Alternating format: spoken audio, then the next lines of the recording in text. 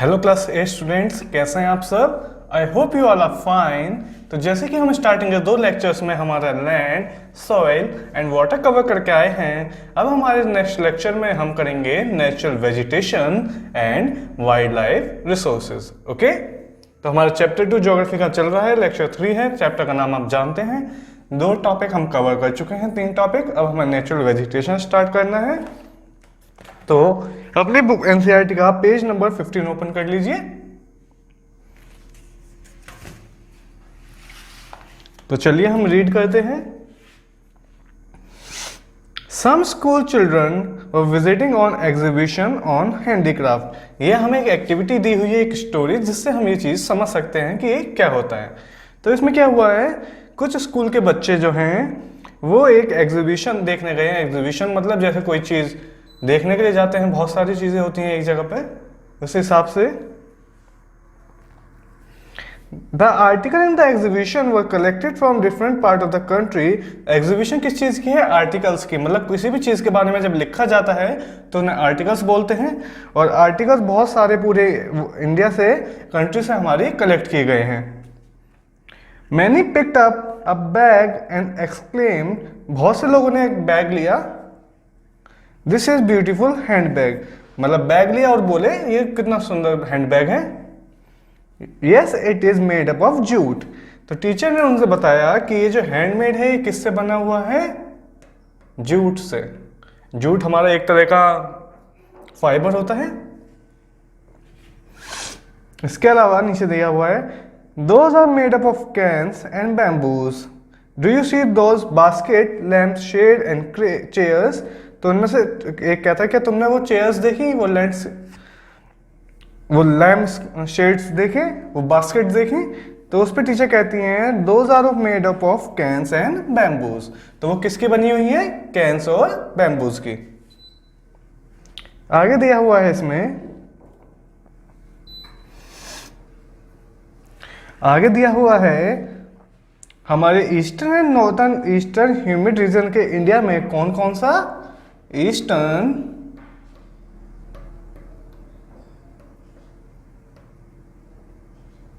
And north eastern.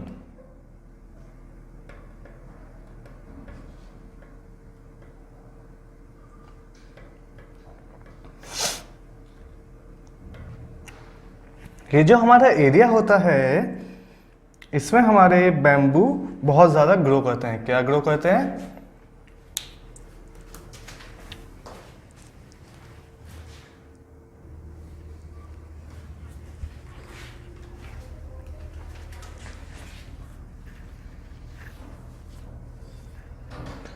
तो हमारा जो eastern and northern eastern part है इंडिया का, वहां पे क्या ग्रो करता है सबसे ज्यादा? बैम्बू। ओके, आगे हम देखेंगे, Jassi was excited to see a silk scarf. अब एक बच्चे का नाम दिया है जिसका नाम है जस्सी। वो बहुत एक्साइटेड थी क्या देखने के लिए? Silk scarf. Okay, the teacher explain that silk is obtained from silkworm that are bred on mulberry tree। तो सिल्क हमें किससे मिलती है? सिल्क वॉर्म से। सिल्क वॉर्म मतलब एक कीड़ा है ये। और सिल्क वॉर्म हमें कौन से पेड़ पे मिलता है? एक स्पेसिफिक पेड़ पे ये हमें मिलता है जो कि है मलबरी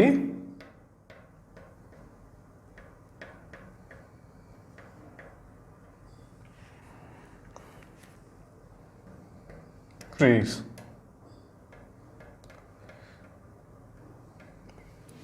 ओके, तो सिल्क हमें मिला सिल्क वॉर्म से, जो कि हमें मलबरी ट्री पे मिलते हैं। तो हमें सिल्क भी कहाँ मिलेगा? मलबरी ट्री पे। ओके, इसके बाद हम देखेंगे, the children understood that plants provide us with many different product that we use in our day to day life. तो ये जो तीनों चीजें थी ये हमें कौन प्रोवाइड करा रहा था? ये हमें प्रोवाइड करा रहे थे प्लांट्स।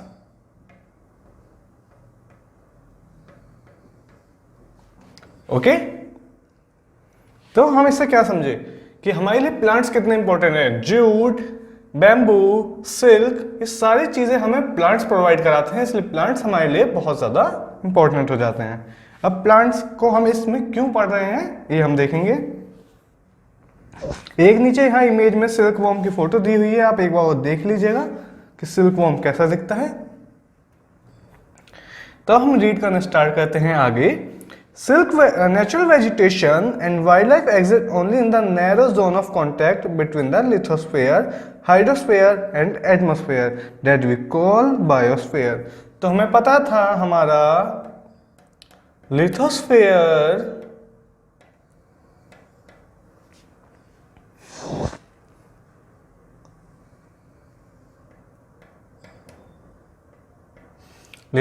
के अलावा हाइड्रोस्फेयर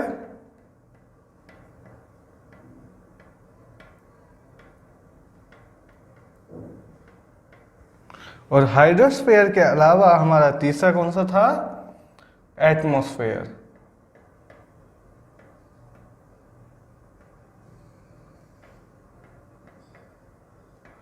तो इन तीनों को मिलके हमारा क्या बनता है, बायोस्फीयर। ये हम पढ़ के आए हैं पहले। तो बायोस्फीयर जो हमारा होता है, यही वो जगह है जहां पर ये तीनों मिलते हैं, जिसमें हम रह सकते हैं, जिसमें हम सर्वाइव कर सकते हैं। तो बायोस्फीयर में कौन कौन सर्वाइव करते हैं, animals, we are also an species of animals and plants. Okay. In the biosphere, living beings are interrelated and interdependent on each other for survival। तो बायोस्फीयर में क्या होता है, सब लोग एक दूसरे पर डिपेंड करते हैं अपने सर्वाइवल के लिए। This life supporting system is known as ecosystem.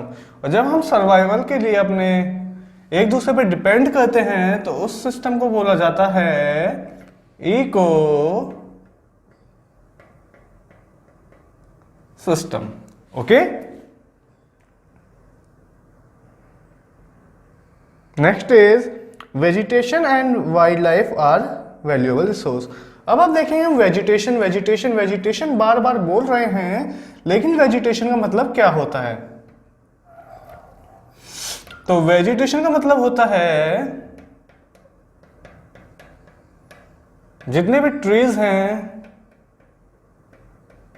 जितने भी प्लांट्स हैं, ये सब हमारा वेजिटेशन में आते हैं। Okay.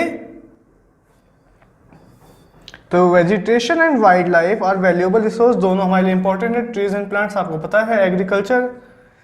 Plants provide us with timber, give shelter to animals, produce oxygen we breathe. सबसे पहली चीज प्लांट्स क्या करते हैं, हमें टिम्बर प्रोवाइड करते हैं, हमें शेल्टर देते हैं एनिमल्स को रहने के लिए। आपने देखा होगा घने घने पेड़ होते हैं, उनके नीचे एनिमल्स रहते हैं जंगलों में। इसके अलावा प्रोड्यूस ऑक्सीजन प्रोड्यूस करते हैं, ये हमें पता है। प्रोटेक्ट सॉइल को प्रोटेक्ट करते हैं, हमने तरीके देखे थे पहले। इसके अलावा ये हमें फ्रूट्स देते हैं, अंडरग्राउंड वाटर स्टोरेज करते हैं, नट्स देते हैं, ऑयल देते हैं, मेडिकल प्लांट्स देते हैं। और जो हमारा पेपर होता है, सबसे इंपॉर्टेंट चीज आपको पता ही होगा, जो पेपर होता है वो भी हमारा ट्री से ही बनता है। तो ये हमें पेपर भी प्रोवाइड करते हैं। Okay. These are the innumerable uses of plants and you can add some more. तो ये हमारे वो थे जो हम गिन सकते हैं, जो हम बता सकते हैं, लेकिन इसके अलावा भी बहुत ही ज्यादा यूजेस हैं ट्रीज के या प्लांट्स के, जो हम यहाँ पर लिख भी नहीं सकते। मतलब इतने ज्यादा हमारे पास इनके यूजेस होते हैं। Wild life includes when animals, bird, insect as well as the aquatic life form. That means अब हमारा वाइल्ड लाइफ में क्या होगा, ये हमने देखा नेचुरल वेजिटेशंस, हमारे ट्रीज, प्लांट्स। तो वाइल्ड लाइफ में क्या होगा, वाइल्ड लाइफ में होंगे एनिमल्स, बर्ड और aquatic animals. That means fish, shark, whale, penguin, सब चीजें। They provide us milk, meat, hides and wool. ये हमें मिल्क, मीट और हाइड्स एंड वूल प्रोवाइड करते हैं। Insects like bee provide us honey, help in pollination of flower. अब आप देखेंगे जो एनिमल्स हैं हमें क्या क्या प्रोवाइड कर रहे हैं? मीट एंड मिल्क, जैसे cow, hide and wool. Okay, इसके अलावा हमें जो बीज होती हैं, बीज भी हमारे एनिमल्स में आती हैं। बीज हमें प्रोवाइड करती हैं हनी, जैसा कि आप जानते हैं, by the process of pollination of flowers. अब हमारा ये पोलिनेशन ऑफ फ्लावर क्या होता है, हमें ये देखने की जरूरत है। Pollination of flower. ओके, तो पोलिनेशन ऑफ फ्लावर होता है जब भी कोई भी शहद लेती है किसी फ्लावर से तो उसे पोलिनेशन ऑफ फ्लावर बोलते हैं, क्योंकि जब कोई बी वहां से शहद लेगी तो वहां से कुछ ना कुछ बीज जो होंगे, सीड्स होंगे, उसके साथ चिपक जाती हैं, और जब दूसरी जगह जाती हैं तो वो उसके बीज गिरती हैं, वहां भी एक नया प्लांट ग्रो करता है, तो इसे हम पोलिनेशन ऑफ फ्लावर बोलते हैं। ओके, आगे देखेंगे हम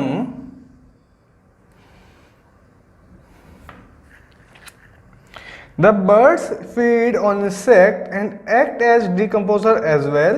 बर्ड हमारी जो इंसेक्ट्स होती हैं उन्हें खा जाती हैं और डिकम्पोजर की तरह एक्ट करती हैं। Vulture due to its ability to feed on dead livestock is a granivore and consider a vital pleasure. अब वल्चर क्या होता है?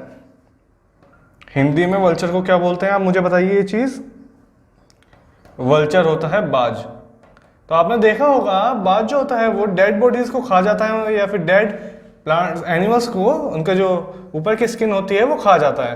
तो ये हमारे बहुत ही अच्छा डिकम्पोजर की तरह हेल्प करता है नेचुरल में, क्योंकि जंगल में तो जरूरी नहीं है ना कोई जाकर उन्हें दफनाए या कुछ करे, वहां तो उनकी डेड बॉडी ऐसी ही पड़ी रहती है। तो वल्चर जो होते हैं उनकी डेड बॉडी डिकम्पोज करने में हेल्प कर देते हैं।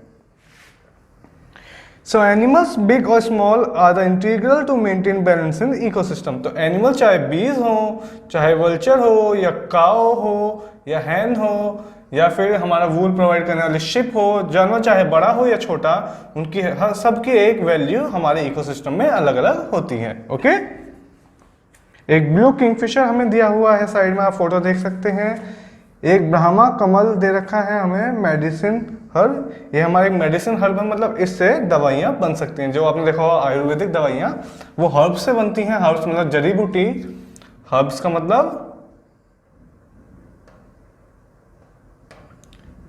मतलब होता है जड़ी बूटी। ओके, अब हमारा नेक्स्ट हेडिंग है डिस्ट्रीब्यूशन ऑफ नेचुरल वेजिटेशन। इसकी कैसे कैसे डिस्ट्रीब्यूशन हुई है। The growth of vegetation depends primarily on the temperature and moisture. तो हमारी जो खेती होगी, प्लांट्स होंगे, ट्री ग्रो होंगे, वो किस किस चीज पे होंगे? टेम्परेचर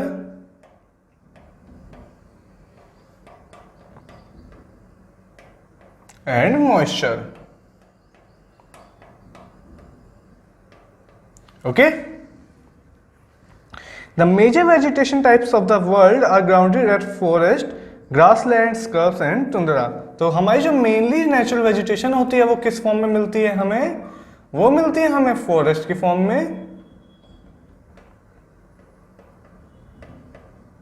सेकंड हमें वो मिलती है ग्रासलैंड की फॉर्म में। ग्रासलैंड में क्या होता है, ग्रासलैंड में बहुत बड़ी बड़ी घासें हो जाती है, इतनी बड़ी घासें कि अगर कोई एलिफेंट उसमें से गुजरे तो एलिफेंट भी हमें नहीं दिखता। तो आप अंदाजा लगा सकते हैं कितनी ऊंची ऊंची घासें ग्रासलैंड में हो जाती हैं। थर्ड इज स्क्रब्स, मतलब छोटी छोटी घासें जो होती हैं। फोर्थ इज टुंड्रा, ये भी एक तरह की घास होती है। ओके, तो इन चारों फॉर्म में ज्यादातर हमें नेचुरल वेजिटेशन मिलती है। In area of heavy rainfall huge tree may thrive, that mean जहाँ पर बहुत ज़्यादा बारिश होती है वहाँ बड़े पेड़ मिल सकते हैं। The forest are thus associated with area having abundant water supply. इसलिए जो फॉरेस्ट होते हैं हमारे, ज़्यादातर घने जंगल, वो हमारे उसी जगह होते हैं जहाँ पे ज़्यादा बारिश होती है।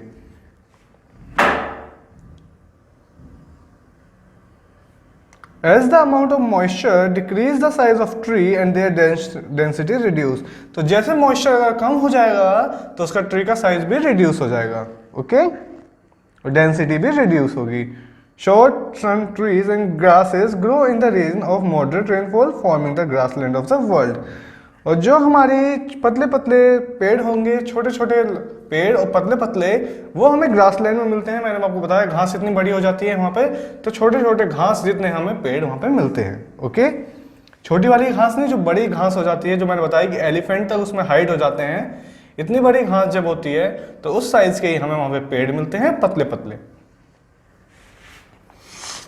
ये हमें कहाँ मिलेगा? Moderate rainfall forming the grassland of the world, okay. जैसे आपको ग्रासलैंड एंड फॉरेस्ट दिया हुआ है, ग्रासलैंड में कितनी घास हो रही है आगे, और पीछे हमारा फॉरेस्ट है, ओके।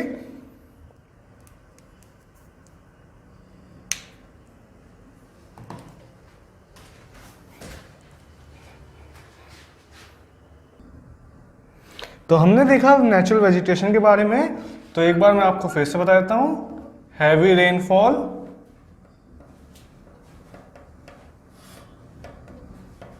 इसका मतलब होगा फॉरेस्ट होंगे,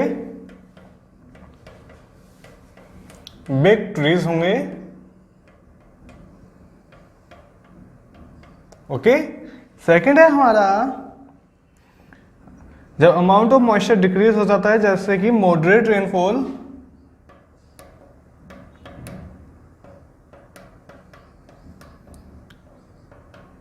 मॉडरेट रेनफॉल में क्या होता है, जो ट्रीज होते हैं वो शॉर्ट हो जाते हैं,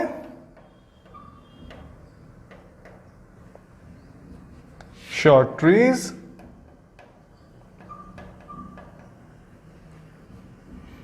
और क्या हो जाती है वहां? Grass, okay. थर्ड हम देखेंगे लो रेनफॉल में। तीन स्टेज हम देख रहे हैं रेनफॉल की, हैवी, मॉडरेट एंड लो। तो लो में क्या होगा? लो में हमें मिलेंगे हमारे स्क्रब्स, ओके।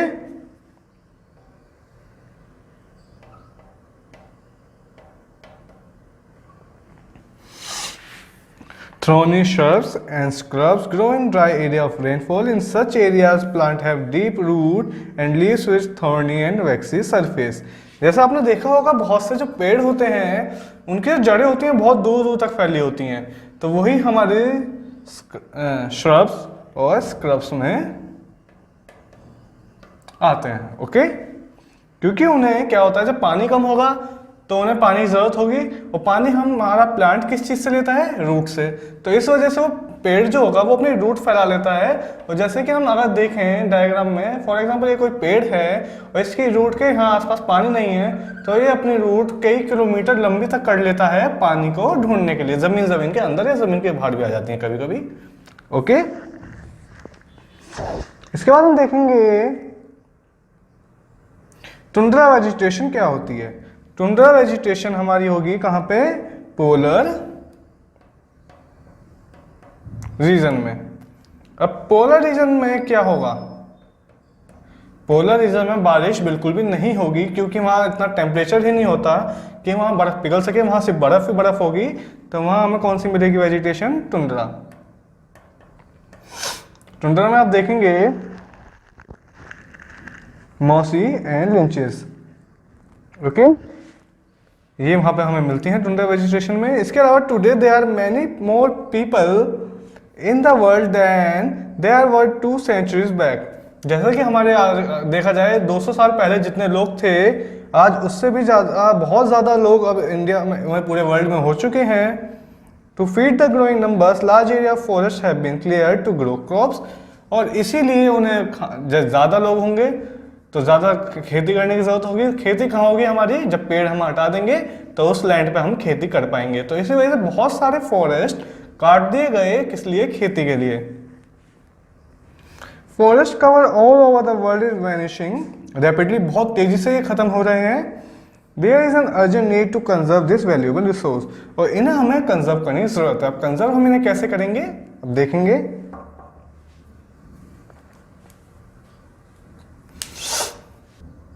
तो हमने अब तक देखा land, soil, water, natural vegetation, wild life resources क्या क्या होते हैं। हमने इन सबको कंजर्व करने का तरीका देखा, लेकिन हमारा natural vegetation, wild life resources conserve करने का तरीका अब हम करेंगे हमारे नेक्स्ट लेक्चर में। तब तक आप इसे रिवाइज कीजिए और कोई भी दिक्कत आती है तो मुझसे पूछिए। तब तक के लिए बाय बाय, टेक केयर।